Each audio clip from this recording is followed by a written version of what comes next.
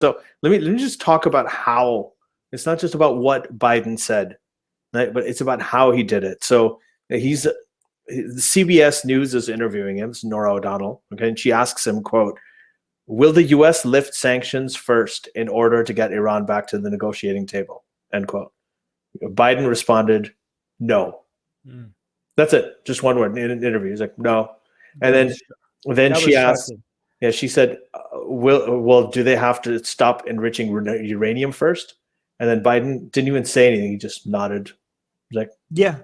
He didn't even say yes or anything. He's like, and that's it. That was his answer. That nod was being shared in Iran, but with the subtitles in Persian. So like I know a lot of Americans were not paying attention to that, but that is like in Iran, everyone's jaw is dropping because everybody because everybody thought like secretly, the Iran's administration, they kept on saying like there's no difference between, even before Biden, when they were saying we don't care who wins, Trump or Biden, our policy is the same, it's irrelevant to us. But everybody assumed that behind the scenes they're all like dancing and so happy that Biden win. This is finally means that the sanctions will be removed. So that nod by Biden, people who are Iranians who are anti the government are like celebrating that, like they're laughing at the Islamic Republic. It's a huge middle finger.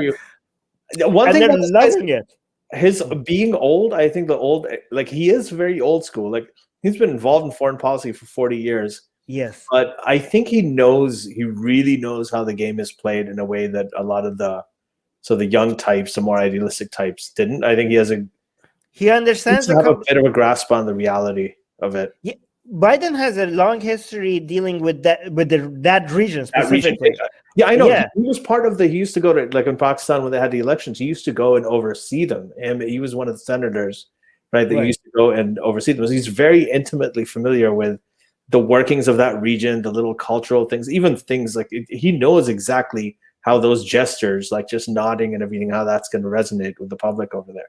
And he understands the complexities, the nuances. I mean, my worry was like, does he understand it? Like, I mean, he does, but given his old age, is he still the same man that he was? Well, this is where his old age is a bit of a plus, because he's still like an old. He's an old dude when it comes to he's very old school when it comes to. But he has the experience. I mean, whether you agree with his position or you don't, he knows the complexities. Like that's the main difference between Biden and Trump. Right. Like these different moving parts, these different elements, the internal politics, not just in Iran, but also in Saudi Arabia, in UAE, in Bahrain. Biden understands these. Like Trump had no clue. The way he's playing Saudi Arabia is, I'm stunned. So since we last did that call, and I'm just going to say this really quick because we're probably going to have another episode on this, but Loujain al-Hathloul has been released. She was expected to be released in March. 5-year sentence expected to be released in March. She's already been released this week. He's frozen arms sales to Saudi Arabia, and he has withdrawn support for the U.S. The war in Yemen. I don't know what that means long term, but it's kind of interesting. I'm just talking in the context of what we're seeing with Iran, that it just seems like the U.S. suddenly has a whole bunch of leverage over places and countries that they didn't really before, or they never used it before. And Iran is probably the top of the list for that.